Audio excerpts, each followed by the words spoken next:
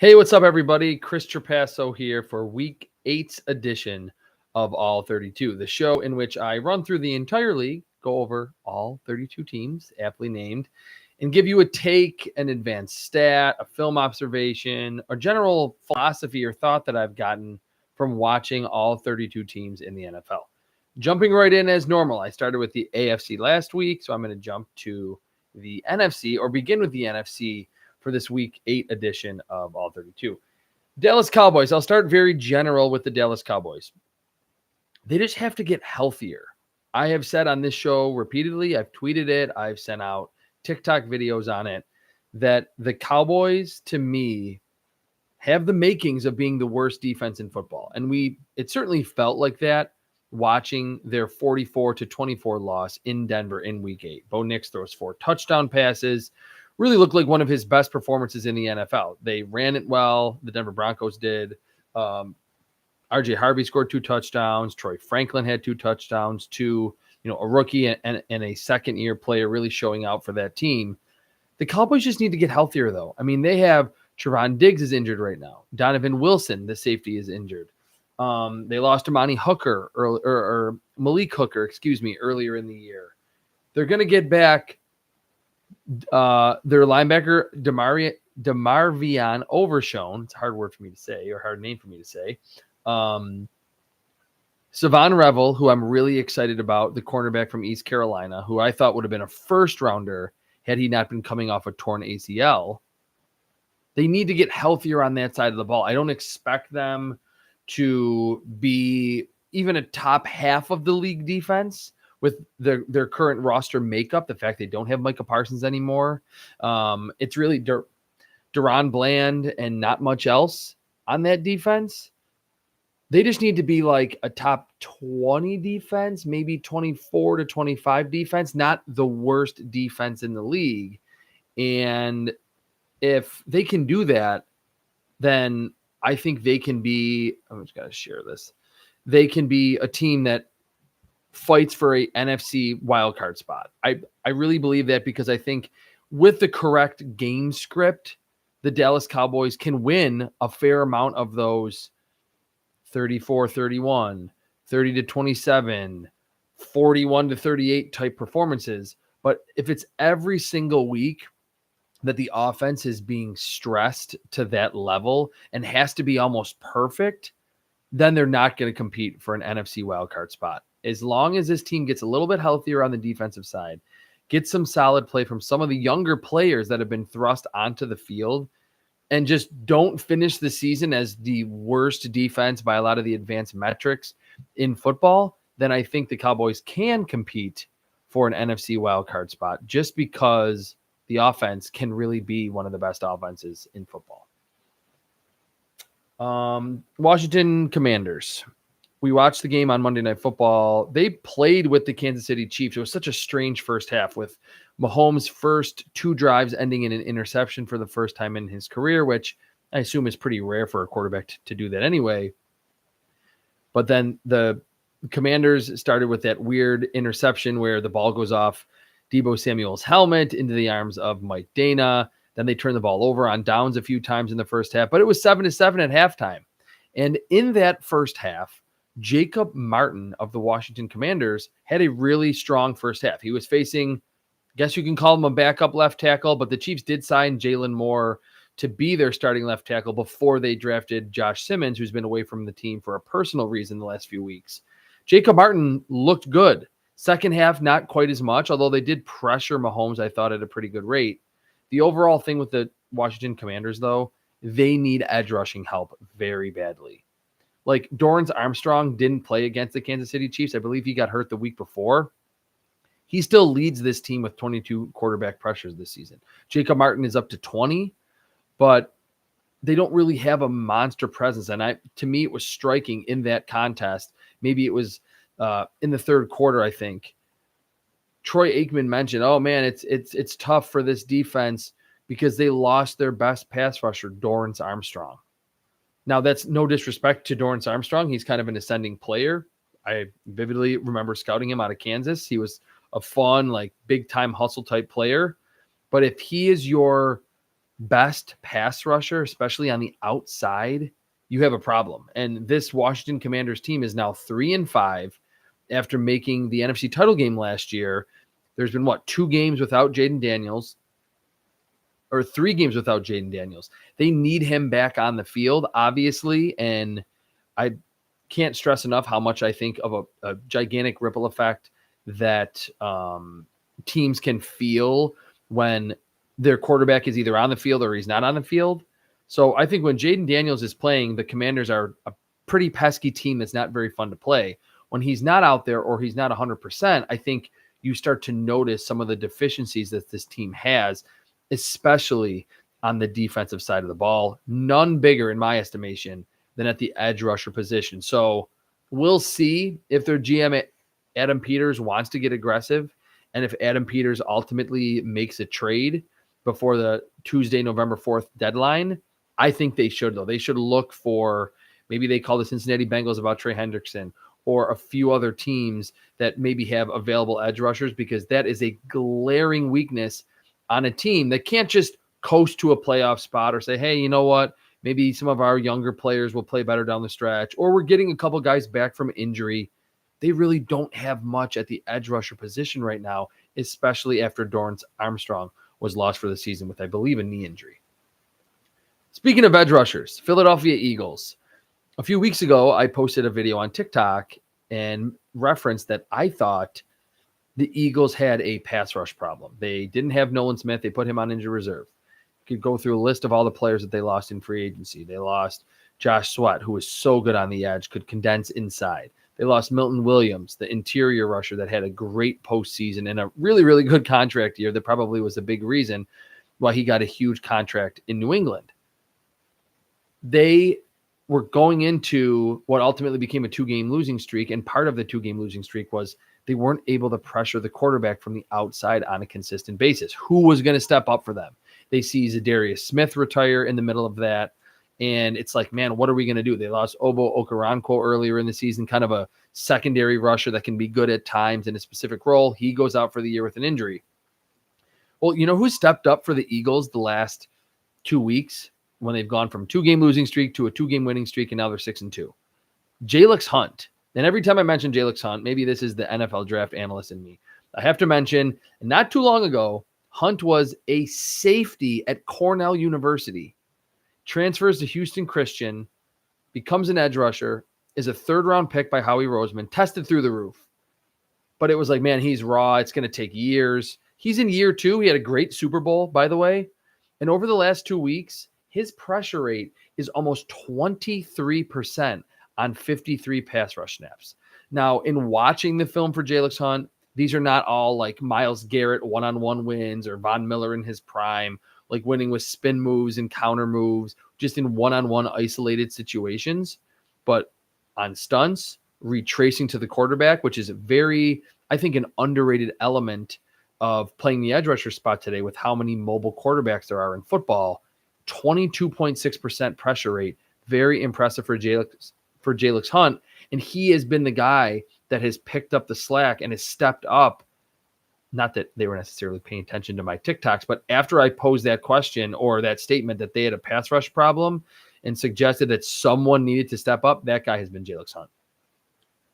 New York Giants. So right when I'm recording this, like 2 minutes before, Mike Garafolo of NFL Network reported that the New York Giants have gotten calls about Kayvon Thibodeau, and they're pretty staunch that they're not going to move him. They picked up the 5th-year option. They want to keep him around for 2026. Okay, that makes sense. Just from a team building and job security standpoint, like Brian Daboll and the GM Joe Schoen there in New Jersey have to feel extremely on the hot seat. They're 2-6. They do have a young quarterback, a rookie quarterback in Jackson Dart, who at times has flashed and has looked good, but they got to start winning. I mean, it's been now, this is the 3rd season removed from that magical run to a playoff victory in their first season there in New York with the Giants in 2022 with Daniel Jones. They beat the Vikings in that opening round wildcard game and then ultimately got trounced by the Eagles. But still, that was a very productive first season for Brian Daboll and Joe Schoen. 3 years ago, though, 3 seasons ago at this stage. What I wonder is Is this more of, hey, we don't want to get rid of any of our players because we don't want to lose any more games? Which I get it. That makes sense. Like there is an element of practicality here where we can't just assume that these teams are run by robots and there's no human element involved. Joe Shane might be like, hey, look, he's our number 3 rusher. We're going to just keep him out there. We're not going to trade him for a third-round pick that we might never be able to use, or it's going to be passed on to the next GM. Having said that, I can also say what would be the best for the organization would probably be to trade Kayvon Thibodeau. I think this is going to sound silly, but I really believe stuff like this. It might not factor in a lot. The fact that he was a very early draft pick, he was the 5th pick in the draft in 21. His name's Kayvon Thibodeau. He's got a cool name. He went to Oregon. He wears the sleeve on his arm. He's got number 5. He looks like, if you were to create an edge rusher in Madden and name him, he would look like Kayvon Thibodeau, and his name would be Kayvon Thibodeau. But he's really only hovered around a pressure rate of about 10% in his NFL career. It's a little bit over 10% right now. The last couple of years, or I'm pretty sure it's right in that range right now. Last year was just over 10%. 2 years before that, under 10%. That's really low. Like 10% is what you want to see in terms of a pressure rate at defensive tackle. At edge, you want 14, 15, 16, 17%, especially, again, for someone that was a high first-round selection in Kayvon Thibodeau, and they just have not gotten that. So I think if there are teams calling the Giants, maybe they're only offering a 5th or a 6th-round pick, or who knows. So maybe that's why they're like, hey, we're going to put this out there that we're not going to trade him. But I think it still would be, if they are to get any type of offer that is a day 2 pick, I think it would be for the betterment of the organization for the Giants to trade Kayvon Thibodeau. We'll see over the next couple of days here what ultimately happens at the trade deadline. Adam Schefter just a few weeks ago was like, oh, there's going to be 15 trades. There's been 5 so far. I just saw today, I think he was on Pat McAfee, mentioned he thinks it's actually now going to come under those 15 trade prediction, or that 15 trade prediction that he had about a week or 2 ago, but it's going to be close to that. And that he mentioned like 5 or 6 guys that he at least expects will be getting very serious inquiries about or calls about. Kayvon Thibodeau wasn't one of them, but I think, again, it would be the smartest thing for this organization to trade him, because he just, I don't want to say is a monstrous disappointment, but he is certainly a disappointment for someone who was picked as high as he was to be this 3-down edge rusher that could excel as a pass rusher. All right, that was the NFC East here on All 32. Green Bay Packers. There's 2 players I want to talk about. I will start with Tucker Kraft. Tucker Kraft is an elite tight end. There's no more wishy-washiness. There's no more, oh, well, he's moving into the category. He is one of the elite tight ends in the NFL. He leads all receivers, all pass catchers with 147 yards in that Sunday Night Football victory. Was sensational in that game against Pittsburgh. Now, he doesn't do it like in a George Kittle or Travis Kelce or Mark Andrews type way. A lot of it is just monstrous yards after the catch. But in today's NFL, there's, for as much as we hear about, oh, teams don't want to necessarily try to push the ball deep because of the 2 safety shell that they're seeing a lot, the 2 high safeties. Because of that, a lot of teams are checking the football down, getting the ball out of the hands of their quarterback in a hurry, and maximizing or trying to accentuate yards after the catch. Tucker Kraft is absolutely an elite yak tight end. He catches everything. I think he runs decent routes. That's not to say that I don't think he can ever get open on his own, but his offensive play caller, his head coach, Matt LaFleur, is one of the best play designers in football. They have a ton of talent, young talent around them, and a pretty darn good quarterback in Jordan Love. So Tucker Kraft, absolutely an elite tight end. When I'm thinking of those tight ends, I'm writing about them, I'm posting videos about them. Tucker Kraft now is one of the elite tight ends in football. And very quickly, Christian Watson, 4 catches, 4 targets, 4 catches in his season debut for the Packers. And it just gave you a glimpse, especially in the second half of that win over the Pittsburgh Steelers. That was pretty impressive in the 3rd and 4th quarters for Green Bay. The potential of this team. I think I talked about it last week. This was a team that was 4-1-1, was scoring a ton of points without Christian Watson, really for most of the season without Jaden Reed. They're going to get Jaden Reed back. Savion Williams scored a touchdown against Pittsburgh. I just talked about Tucker Kraft. Romeo Dobbs is super reliable. They haven't really gotten much production out of Dontavian Wicks. And, oh, yeah, by the way, they have a first-round wide receiver in Matthew Golden who hasn't been amazing and hasn't looked, spectacular, but he's made some plays at receiver. So this team has so much upside still, even at 5-1-1. Chicago Bears, similar topic as the Dallas Cowboys. They just have to get healthier. They need more of their, intended bodies on the defensive side. Jaquan Brisker played. He was iffy all week. He played against the Baltimore Ravens in the loss in week 8. I don't think he was anywhere close to 100%. Tyreek Stevenson's injured. They obviously lost Jalen Johnson earlier in the year. They lost Kyler Gordon, didn't play last week. Like, those members of your secondary, these young, talented, athletic pieces who have, certainly in the case of Jalen Johnson, been like Pro Bowl caliber types. And Tyreek Stevenson is a very good man-to-man corner. To not have those guys out there, and you're starting Nick McLeod and Jalen Jones, and, it's just going to be hard for you to stop anyone, even if it's Snoop Huntley and a Ravens offense that has not looked the same this season, even when Lamar Jackson has been on the field. So they just need to get healthier. Caleb Williams, I thought, was okay against Baltimore. He wasn't great, wasn't brutal. It wasn't a huge step back. It wasn't a gigantic step forward. He was put into some precarious situations late, obviously through the late interception on a throw that he probably wants back. But because of Ben Johnson's play design abilities, his creativity, his aggression, his way of leaning into the analytics, and because of Caleb Williams' natural talent, I don't really have, and Rome Odunze, DJ Moore, Luther Burden suffers a concussion, another guy who's hurt, but him, DeAndre Swift, Kyle Monangai, I think they have enough pieces, enough resources to be good enough to make the playoffs on offense. I'm concerned about the defense, and it's mostly due to their a huge amount of injuries right now entering the midway point of this 2025 season. Next team here on all 32 in the NFC North, Minnesota Vikings. Talk about injuries and needing to get guys back. I mean, now we realize, Carson Wentz looked pretty bad in week 8 in that loss on Thursday Night Football against the LA Chargers, like horrifically bad. Well, it turns out he had a torn labrum, a dislocated shoulder. He's out for the year with a shoulder injury. But in steps J.J. McCarthy. And I'm not going to suggest that I think he's instantly going to be the savior of this team, but I talked about it earlier with the impact of going from Jaden Daniels to Marcus Mariota, who did play well. I mean, Marcus Mariota played okay against the Chiefs, but it's just such a big difference and has a huge ripple effect when you are starting your backup compared to your starter. And we have seen that across the league. I mean, a few years ago, Jake Browning played pretty well for the Cincinnati Bengals when Joe Burrow got injured. But in general, like 8 times out of 10, I'm going to say the backup is going to be drastically worse. The defense is going to suffer. The receivers are going to suffer. The run game isn't going to be as effective. So J.J. McCarthy, I think, and he's got a big opportunity. It's a challenge facing the Lions in Detroit this week, coming back from that high ankle sprain. But he still has Kevin O'Connell calling plays. He has Josh McCown to lean on in the quarterback room on the sideline.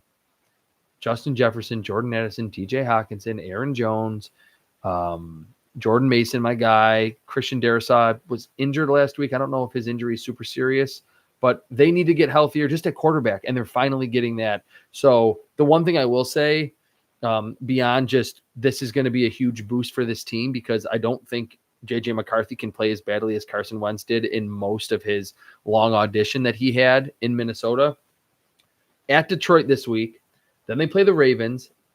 Pretty good defense in general. Well, I mean, I guess last week was a step in the right direction, but in general, they have pieces. They have Kyle Hamilton. They have Roquan Smith. I don't think the pass rush is great, but still, even if you want to chalk that up to a defense that's not particularly good this year, it's still the Ravens defense with some stars on it. Chicago's defense, will they be healthier by then? We'll see. And then Green Bay and Seattle. So the next 4 or 5 games, big opportunity for J.J. McCarthy, but facing some pretty pesky defenses, especially Green Bay and Seattle, in about a month. So hopefully for the Vikings' sake, by then, J.J. McCarthy will have settled down in this offense, starting to understand that he needs to trust Kevin O'Connell, find Justin Jefferson early and often, frequently throw the football to Jordan Addison, to TJ Hawkinson, and the Vikings can get back on track because that's a team that won 14 games last year and is now 3-4 entering week 9.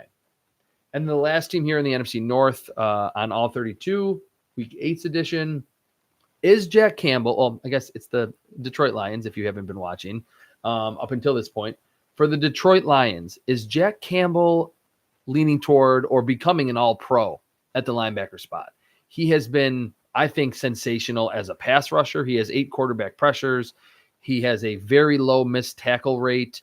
It's under 7% at this point, which if you're under 10% at linebacker and you're a full-time high-volume linebacker, you're doing a lot of things right. So Jack Campbell was a huge draft crush of mine in the 2023 draft class. The Lions pick him the same round that they ultimately selected Jahmyr Gibbs.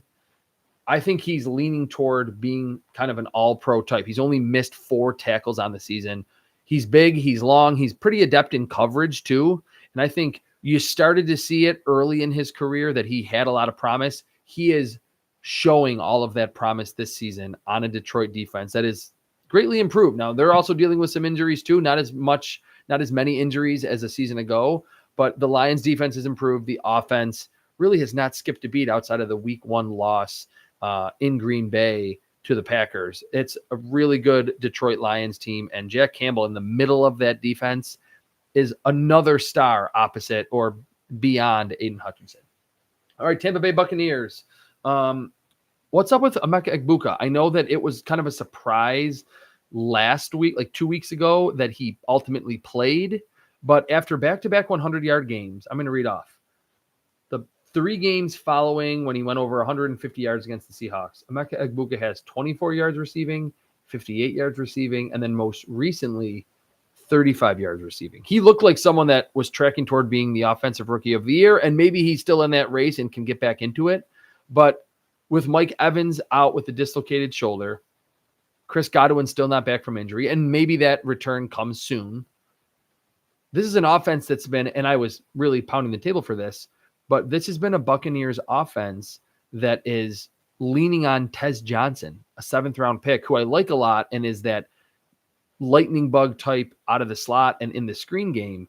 But you picked Emeka Egbuka in the 1st round, and he showed that promise as a route runner and as a ball tracker in the first month of his NFL career. That's not trying to set the standard too high for him and say, hey, he's got to have 80-plus yards or 100 yards receiving every week. But I think at this stage, after 3 consecutive games of under 60 yards receiving, when all the opportunity in the world should be there for him, I think it's okay for me to say Emeka Egbuka needs to step up to help this offense. Now, that is being very nitpicky because this team is 6-2, and they are just coming off a 23-3 win on the road in the division against a pretty bad Saints team. But Emeka Egbuka is, I think, integral to this Buccaneers team remaining among the NFC's elite, with the Tampa Bay receiver group really banged up this season. All right, I'll just very quickly go on the Saints. It's just a team that, to me, is very interesting at the trade deadline because of the receivers, maybe Carl Granderson, but we haven't really heard any rumblings. Beyond that, I just don't see much hope for this club, unfortunately, if you're a Saints fan this season. Tyler Shuck, though, did have 1 big-time throw to 0 turnover-worthy plays in his relief appearance for Spencer Rattler in the loss to the Buccaneers. He only averaged 4.3 yards per attempt, so with 17 of 30, it didn't look like a great performance from the stat sheet. But there were some times where you saw, I could see why they picked him in the 2nd round. Do I think in a normal quarterback class he would be a top 50 pick like he was? No, I don't. And it seemed like the Saints did overdraft him, especially given his age. But at least now that the Saints have named him as a starter, you can be a Saints fan and cling to, I understand this team is not a contender even for the playoffs this season. I thought they would still be pesky, and I still think they'll be somewhat challenging for teams that expect that they can just come in and run all over them. I don't think that'll necessarily be the case. But you can still cling to, hey, we have this rookie quarterback. Let's see if he can show any signs, any flashes in this second half of the season audition of his rookie year that gives some hope and some encouraging feelings for this Saints organization. at the game's most important position entering the 2026 season. Carolina Panthers, this is pretty general. They just need to rebound. I mean, they came into the Week 8 game against the Bills, not only coming off 3 consecutive victories, but from the analytics perspective, in terms of non-garbage time, this is pretty fascinating for the Carolina Panthers. In non-garbage time, they entered Week 8 first in success rate in EPA per play on defense and first in the NFL in non-garbage time in EPA per play running the ball. So they were the number 1 team on offense and defense if you're looking at success rate when it came to the ground game. And then James Cook runs for 216 yards, and we hardly see Rico Dowdle and certainly not Chuba Hubbard get off the ground whatsoever. Like they were not able to produce to keep this game script where it wasn't leaning on Andy Dalton and the deep passing game against a Bills defense that was getting a little bit healthier. So they just need to rebound and play their brand of football this upcoming week. And I think, I mean, as long as Derek Brown, who got dinged up late in the game, isn't injured, I think they can be closer to those number 1 rankings. Do I think that maybe it was some fortuitous scheduling early in the year that kind of led to that? Potentially. But their offensive line and defensive line, I think, are collectively better than the performance that each of those respective units put on in that 31-point loss at home to the Buffalo Bills in Week 8. And the last team in the NFC South here on All 32, Week 8's edition of the show, the Atlanta Falcons. I think a few weeks ago I mentioned, or maybe it was last week, that to me the Atlanta Falcons feel very gimmicky. The pistol-based offense, the high usage of Bijan Robinson, the peppering of targets to Drake London, and then every once in a while a throw to Kyle Pitts. And we saw that. I mean, again, this has been a theme of this show that I can't overstate how big of a difference it is for a team to go from a starter to a backup at quarterback. But to face a Miami Dolphins team that, along with the Dallas Cowboys, if you just look at the roster, I have said, and I'm a firm believer that like the Dolphins defense might be the worst defense in football. And maybe after the trade deadline, if they trade Bradley Chubb or Jalen Phillips, it will be an even worse unit. But they went into that game, Kirk Cousins, who is the backup, but was their starter last year for the majority of last season and has obviously been a starter for 10 plus years in the NFL. No Drake London either. And they put up 10 points. It was the worst offensive performance of the year for the Atlanta Falcons, coming off facing a 49ers defense last week or 2 weeks ago on Sunday Night Football that was super banged up and had so many young players out there. No Fred Warner, no Nick Bosa, and they really weren't that good against the 49ers either. It's a team that, to me, on offense is very fragile. They don't have, and every team's going to deal with injuries, but it's a very fragile team in that they have a great idea and a game plan, and it's logical. You use top 10 picks on Bijan Robinson and Drake London. Great. Kyle Pitts, too. Where's the rest of the production coming from if any of those guys get hurt, or if Drake London faces a top-tier cornerback, or if you face a team that is going to pull out all the stops to limit Bijan Robinson in the run game? What happens? And now, again, I don't want to be overly critical because it was no Drake London and no Kirk Cousins, but that's kind of my point, that this team is so star-reliant that not only can they, I don't think they're going to be able to win many games when those players are either not on the field or taken out of a game, but it's like you need to be able to at least stay in the game. You need to not only be able to score 10 points against maybe the worst defense in football if one or two of those players are either not available because of injury or just taken out of the game like Robinson was. All right, last team in the NFC side of things, on the NFC side of things, here on All 32, NFC West. The San Francisco 49ers. I've talked a lot about health, and I think I'm going to lean into that down the stretch because I said, I think 2 weeks ago, I think we underweigh injuries in the NFL, like their impact. We can look at quarterbacks and say, oh man, the Baltimore Ravens aren't the same without Lamar Jackson. Oh, okay. Of course. Everyone understands that. But there's so many injuries that happen throughout a season. I think we underweigh them. So I'm going to talk about them a lot. So we're not underweighing them on this show. San Francisco is getting healthier. They're probably going to get Brock Purdy back this week. I'm assuming we're going to see Ricky Pearsall. Brandon Ayuk maybe is not that far away from a return. George Kittle has come back and has kind of reinvigorated the run game, although they didn't have their best performance against what I think is a really, really good defense in the Houston Texans this past week in the loss. But for as good as Mac Jones is as a backup, you can say maybe he's one of the better backups in football. He's still a backup. And that's another theme of this show, that there is a seismic difference between a starter and a backup in terms of the size of the playbook and just what a team's offensive play caller can ultimately do. So I think this 49ers team, I don't want to call them like super dangerous because no Nick Bosa, no Fred Warner is tough, and it kind of limits their upside. But don't be surprised if in the next 4 or 5 games, the 49ers go 3-2 or 4-1, and they're right back in the thick of things in the wild card race, maybe even in the division in the NFC West. All right, next team here in the NFC West, Seattle Seahawks. I talked about the Atlanta Falcons being fragile and being, very star reliant. For as good as Sam Darnold has played, and to me, he should be an MVP candidate at this point, truly, if you're just looking at what he's been able to do, taking care of the football and also making very difficult throws and connecting on those throws. Jackson Smith-Njigba is probably in the running with Jonathan Taylor as an offensive player of the year candidate. Like, it's probably those two are 1-2 at this point. He has 50 catches. Second on the Seahawks is Cooper Kupp with 24 catches. Now, there have certainly been teams that have been wide receiver one reliant, and they just ride.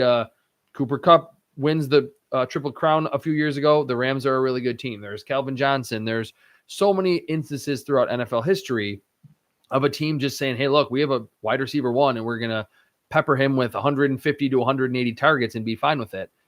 I do wonder if, I don't necessarily think that Jackson Smith-Njigba is going to suddenly slow down in his third season in the NFL after the start that he's had.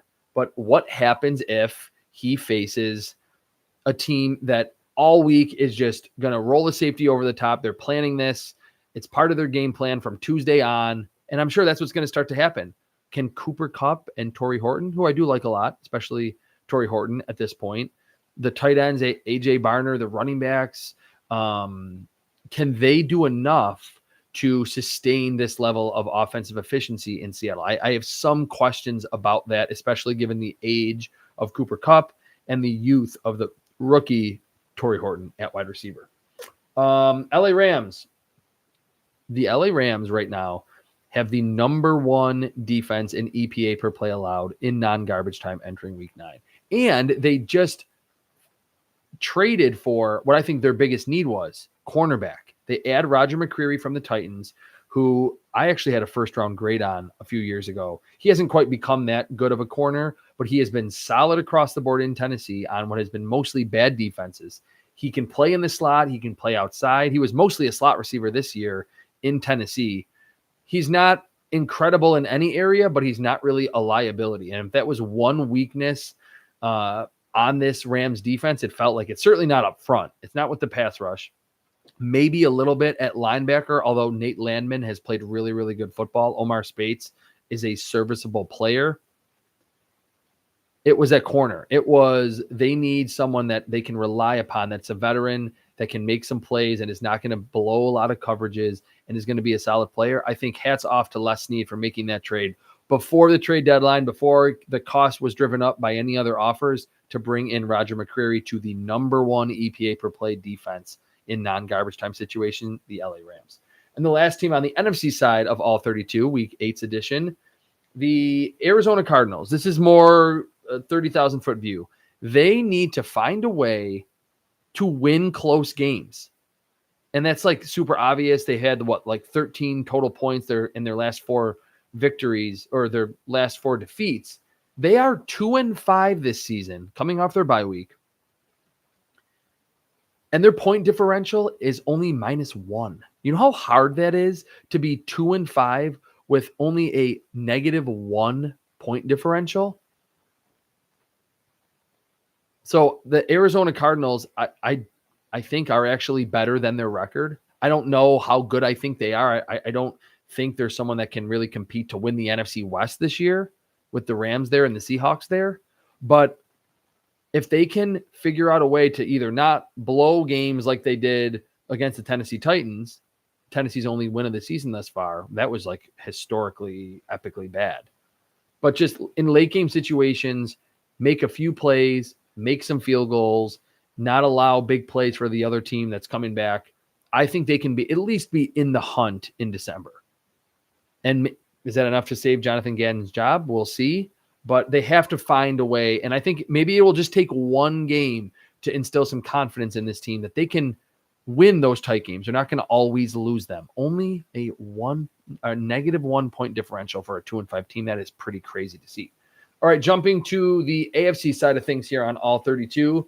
I'm going to talk about the Buffalo Bills and what is becoming one of the hottest run plays in football. The pitch play, the toss, the pitch, whatever you want to call it, toss or pitch. James Cook, in that 216-yard performance against the Carolina Panthers, ran 10 times for 95 yards with 1 touchdown on a pitch play. We saw R.J. Harvey of the Denver Broncos score on a long run, was on a pitch play. Travion Henderson of the New England Patriots, I almost said Philadelphia Eagles for some reason, on the Patriots, had a long run on a pitch play.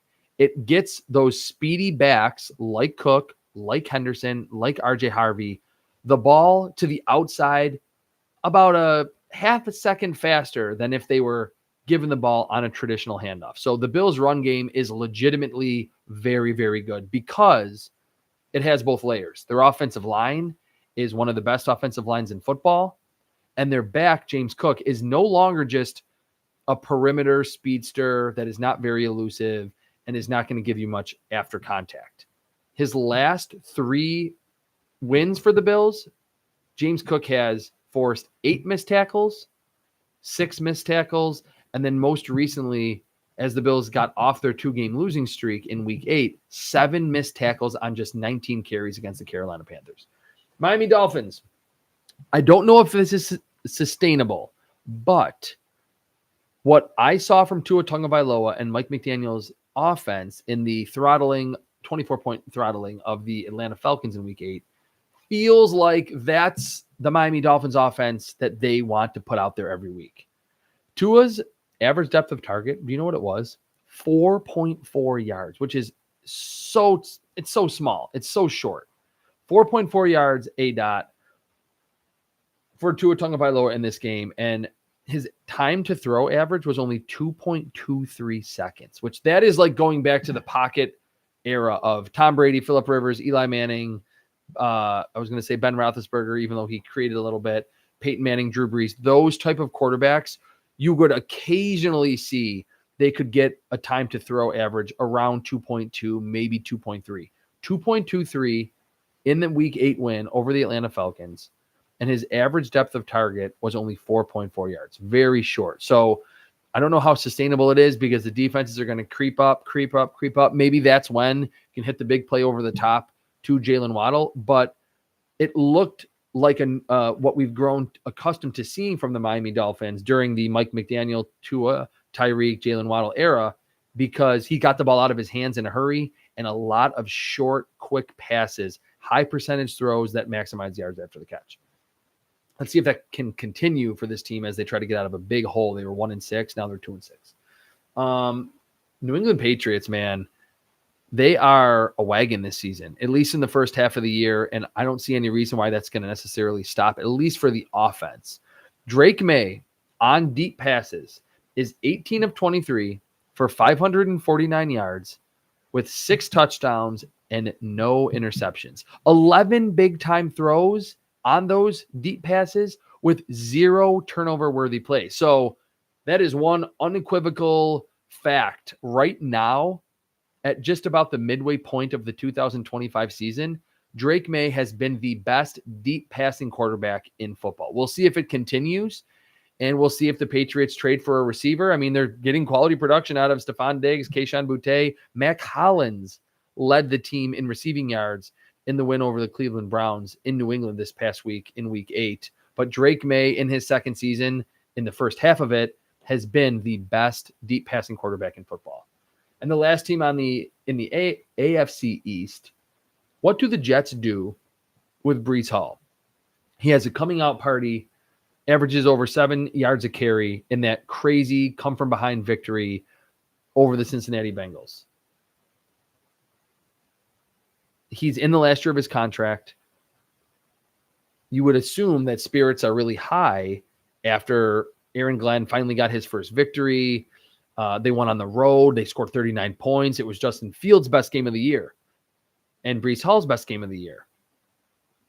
I just wonder where their GM, Darren Muge, and their head coach, Aaron Glenn, feel about the fact that Breece Hall, even though he's been in the NFL for a while, we haven't seen him a lot relative to the 4 years he's been in the NFL because 2 of his seasons were ended prematurely by injury. Do they say, look, we extended Garrett Wilson, we extended Sauce Gardner, we have Quinnen Williams, who's still relatively young, we have his brother, Quincy Williams, who's still relatively young, very good. We extended Jamie Sherwood next to Quincy Williams, a very good converted safety down to linebacker. Do they say we want to keep Breece Hall and maybe extend him to a mid-level contract? Or do we trade him and look for a second or a third round pick? Be very interesting to see if Breece Hall is ultimately moved at the trade deadline. Moving to the NFC North, or AFC North here, excuse me. AFC North, Baltimore Ravens. I noticed something with Kyle Hamilton in Baltimore's Week 8 win over the Bears. He switched roles. He was playing a completely different role in Baltimore's defense coming off their bye week. He was aligned on the defensive line as kind of an overhang linebacker on 19 snaps against the Chicago Bears. His previous high along the defensive line in a single game for snaps was only 8. What's interesting about this is last year, the opposite happened. The Ravens defense started really badly, like it has this year for the most part. And then Kyle Hamilton flipped and started to play free safety, more of his natural position, what he played at Notre Dame for the most part. And that's really when the Ravens, I don't think it was just because of that move, but that was integral in the Ravens going from a problem defensively to like the best defense in football down the stretch and into the playoffs. In watching his new role where he was on the line of scrimmage almost 20 snaps in this game, he had a pressure. He forced an intentional grounding of Caleb Williams on that play and was certainly more active. He had 8 tackles, was certainly more active in the run-stopping effort for Baltimore's defense. There were a few times, though, where you could tell he was a little bit lost. Oh, wait, I got to cover that running back. I can't just rush on every play. I need to make sure that that running back isn't leaking out into the flat or it's not a screen. So it will be very interesting to monitor one of the best overall players, certainly one of the best defensive players in football, Kyle Hamilton. Does this role continue? And how does he play in this role? Does he excel as just a pass rusher and as a run stopper, but has problems in coverage? Does he make more plays in coverage as he gets more acclimated? And remember, it's the role reversal. It's complete opposite of what happened. He went from this type of player in the box, strong safety type, overhang linebacker to a free safety. And that's really when the Ravens defense took off last year. Let's see what happens with Baltimore's defense this year if that trend in terms of alignment continues for Kyle Hamilton. The Pittsburgh Steelers, I think I may have jinxed them. Just 2 weeks ago here on All 32, I was like, look, first couple weeks, everyone's like, man, the Steelers defense doesn't look the same. It's not a classic Pittsburgh Steelers defense. And Alex Highsmith goes down with injury. Nick Herbig plays really well. They get Derek Harmon back. And I'm like, look, I think they've played okay football. The last 2 weeks since I said that, against the Cincinnati Bengals on Thursday Night Football 2 weeks ago, and then particularly in the second half against the Green Bay Packers, he's not been good defensively. Nick Herbig is probably not playing enough. He's not even on the field for half the snaps. TJ Watt is still making an impact for sure. Alex Highsmith, okay. Keanu Benton, Derek Harmon inside, solid players.